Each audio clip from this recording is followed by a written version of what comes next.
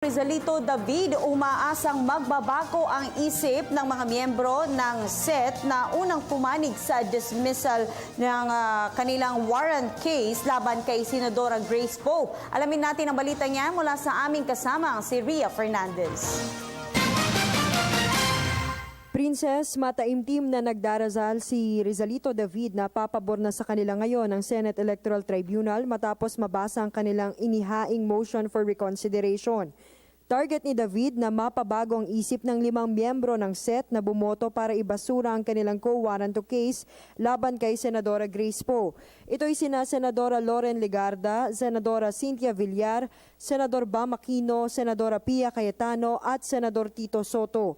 Naniniwala kasi si David na may konting diferensya sa naging desisyon ng mga mambabatas na panigan ng pahayag ni Poe na isa siyang natural-born Filipino base na rin sa nakuha nilang feedback mula sa mga legal expert.